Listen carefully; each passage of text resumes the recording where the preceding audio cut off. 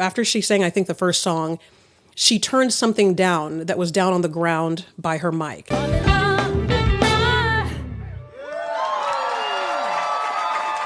you so much for that energy. I'm gonna tilt that down a little bit.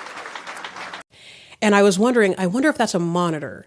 And if that is a monitor, whose monitor? Hello and welcome. I'm Onyie of Onyie's Voice Studio. And today we're going to do another reaction video, question mark. I think it's closer to analysis. But today we're going to do an analysis of Ameriie's last Tiny Desk concert.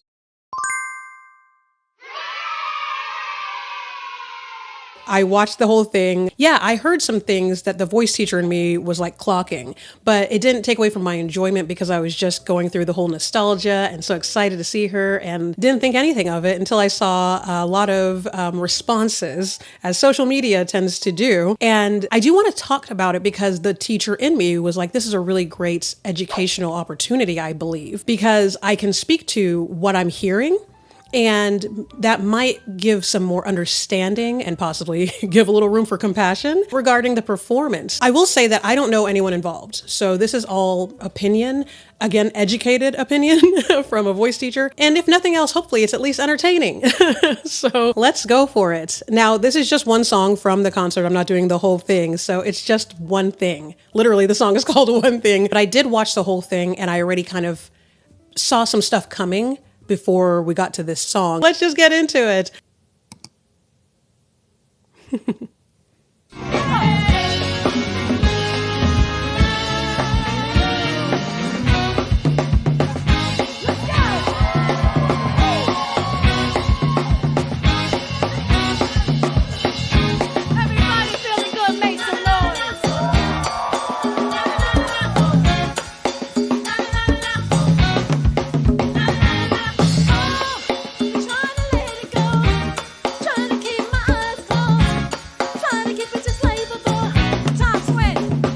All right, already.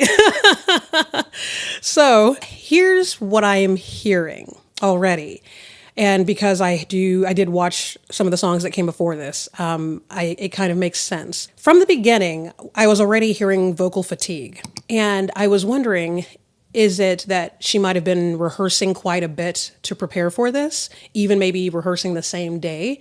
And so when you do that, oftentimes, especially if you're doing something maybe you haven't done in a while, or that's just the way you set up your rehearsals, like you have rehearsals for this many days, including the day of. But if you're not aware of it, and not being super careful with your voice in those rehearsals, then sometimes we'll blow out our voice in rehearsals, then come the performance, and now I'm already fatigued at the top of the show. Been there and done that. Most of us professional performers have had a lot of these experiences many times, and we'll have them again. What I was hearing at the top of the show was already what sounded like fatigue. A lot of the songs, like for instance, One Thing, was popular how many years ago? My goodness, like, so sorry. I'll probably put the thing up here to let you know, but it's been a minute. So she was far younger and her voice has aged and it's aged beautifully, but those songs that you sang at that time a certain way, you have to then maneuver a different way as you get older. So it's not even that your voice gets like worse or anything like that. It's just changed. So the placement has to change. The how you approach the song, how you approach the notes has to change because you're older and your voice is different because the mechanism has changed, if that makes sense. There was something she did at the top of the show too. After she sang, I think, the first song, she turned something down that was down on the ground by her mic. Thank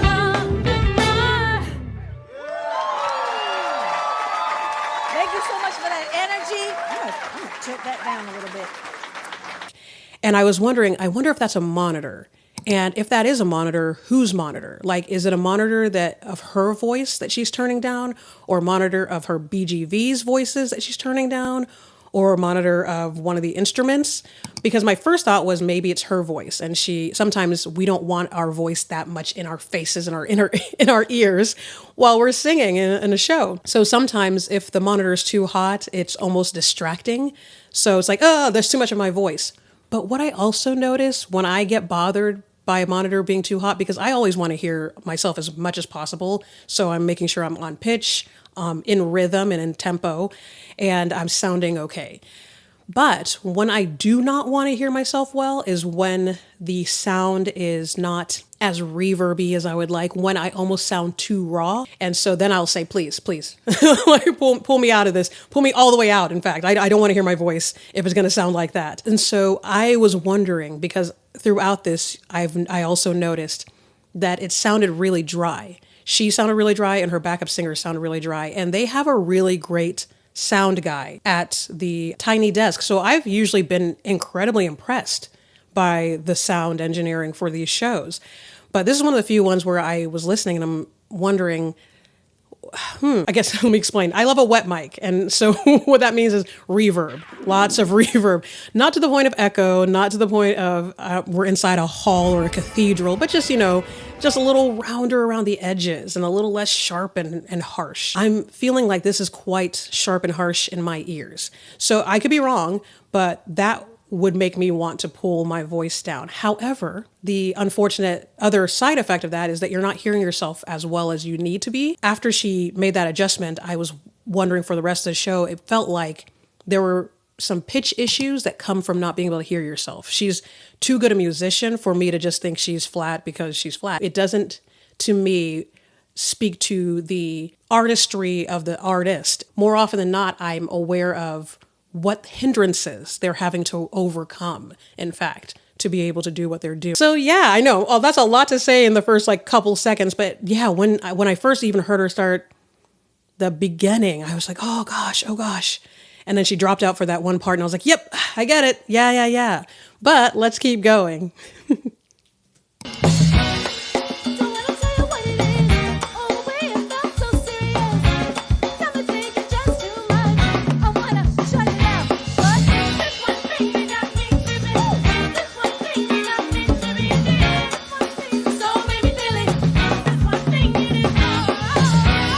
Pause.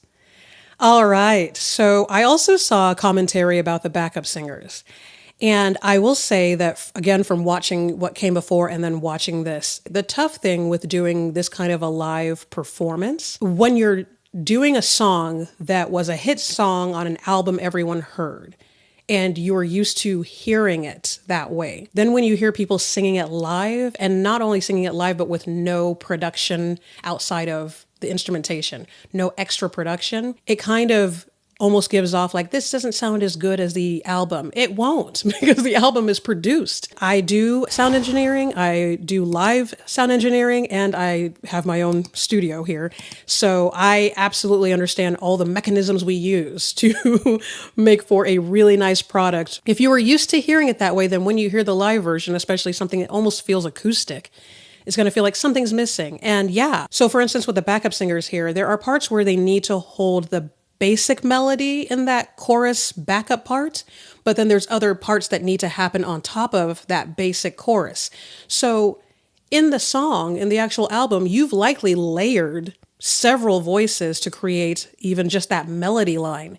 So we're used to hearing a very full version of that melody, and then you have the other parts that are sprinkled around it. Those sprinkled around it are also layered vocals. When you hear this live, what you're hearing is three women try to sound like who knows how many layered vocals in the album. There are parts where they're all three singing together and it sounds wonderful. And then one will have to break off and do the little extra descant on top or whatever extra vocal. And that person now becomes a soloist for half a second in a place where that's not supposed to be a solo. Like when you're used to hearing the song, that would also be another full vocal part. And I think that's why a lot of people were like not really into the BGVs here. These women have incredible voices. I will tell you that right now. I feel like what I was listening to were three women who have beast voices. Like, I feel like if you let them go, they would wail. Like, these are some singers. And so there's so much that they have to do to not out-sing the actual style of music and the artist in front of them, the actual lead singer.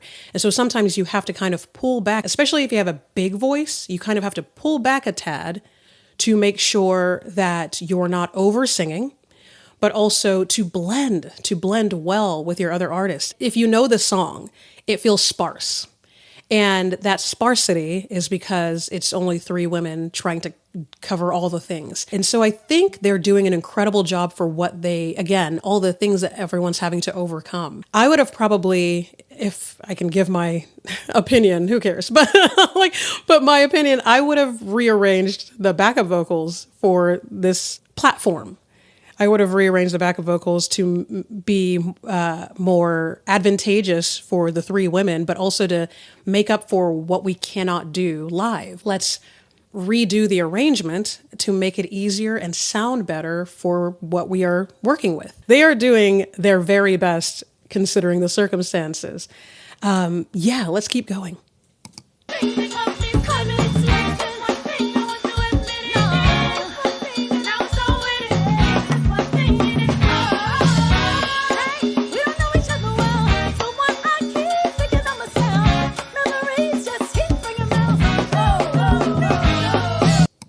Right. I'm hearing that tired voice. I don't know if you can tell as well, but what that sounds like is swelling. And when you're swollen, there's so little you can do at that point. It's swelling. The only fix is to stop singing and let the vocal fold swelling go down. Because the more you use your voice, the more vibrations are happening, and the vocal folds, they're basically smacking up against each other as they vibrate, and that's how they create sound. That's how we create sound. If the folds are swollen and they're still vibrating and smacking up against each other, that's going to either keep the swelling there or make it worse. They will kind of tell on themselves. You will still hear some of that crunchiness because the folds are swollen. And so that's what I'm hearing. That's what I'm hearing. Unfortunately, when that happens, more often than not, the first thing that goes is your mix, because that's what happens, That's what happens when you swell. Now, most of her songs, kind of, in this song in particular, live in the mix. But that's what I'm hearing. And then the other thing I noticed was that she's still doing a lot of the moves she used to do when she would do this song live or in like music videos and things like that. And so I'm watching, and everything in me as a teacher is like, stay still. Because the energy you're expending to move and dance around is the energy you need to sing and sing mindfully. I just want her to just let all the energy that is in her body go to her voice and nowhere else. Let us keep going. Here we go. I know I'm stopping a lot. So sorry.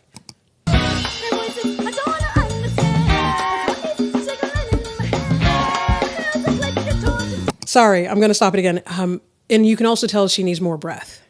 And again, this is what happens when you're moving too much instead of just really focusing on singing. Just stay still and take those really great deep breaths. If you're moving around a lot, your body is naturally going to go to the shallow breath. That's quicker because it needs oxygen quickly because you're moving around. So it needs to get the oxygen in quickly. So it's going to go shallow. I think this is what people were hearing. And if you don't know that's what you're hearing, it just sounds like, oh, I guess she's not good anymore. No, there's fatigue happening here. There's fatigue. So give her a break. Let's keep going.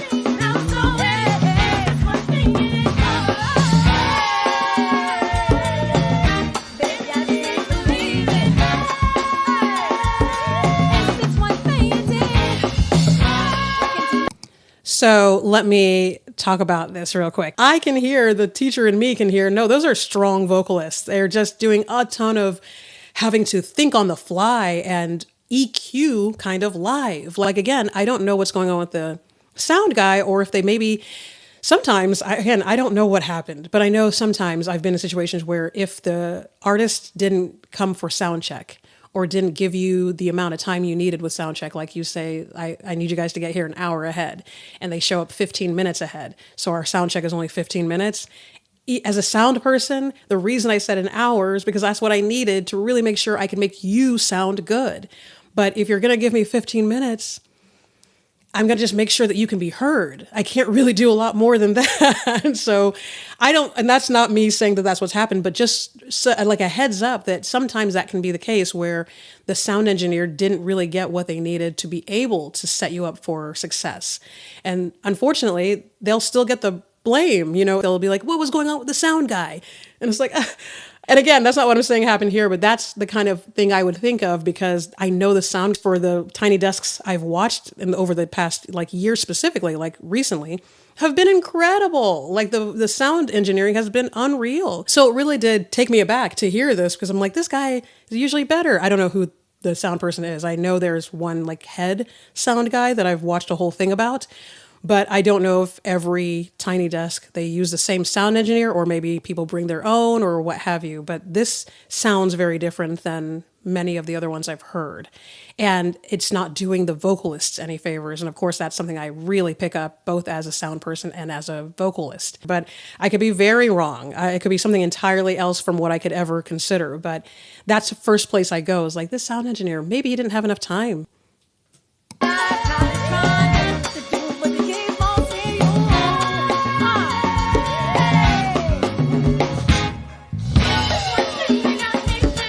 When she goes to dance out into the audience. But just, you can listen to the backup vocals here.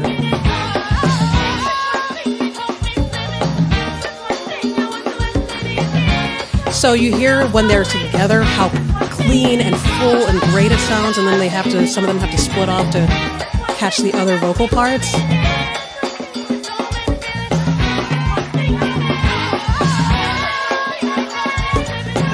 Also, there is so much sound around them. Again, the instruments. This is a band. This is it's almost like singing along with a brass band. And this band is awesome. They are awesome.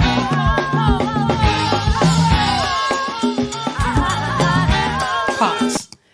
That's the other thing. When you do these tracks, when you record an album, you can layer yourself. And I mean layer by way of you can come in slightly over yourself. You can let one note last into the next part. That's essentially what they're trying to do here. And again, this is why I would have just done an entirely different arrangement. That's something that I think would have been able to resolve some of the issues they're having with the BGVs, is just doing an entirely different arrangement that still gave the overall feel that you get from the album without actually trying to specifically do the album. But then on a nostalgia side of things, I can absolutely see why they're just going to try to give you the album because nostalgia, we love it, But here we keep going.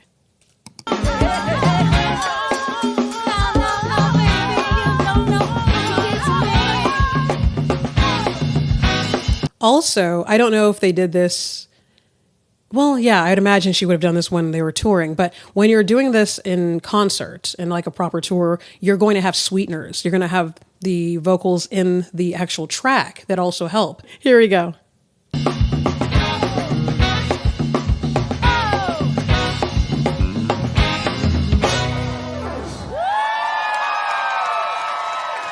Yeah, so... yeah, I mean, it's a quick song, not very long, but there was a lot in there. And the frustrating thing about fatigue is that outside of the fatigue, you feel fine. Outside of the fatigue, your body feels fine and healthy. You're moving. You're not sick. You're just vocally fatigued. But when you're dealing with that and you're trying to sing the way you want to sing, your body's basically fighting you.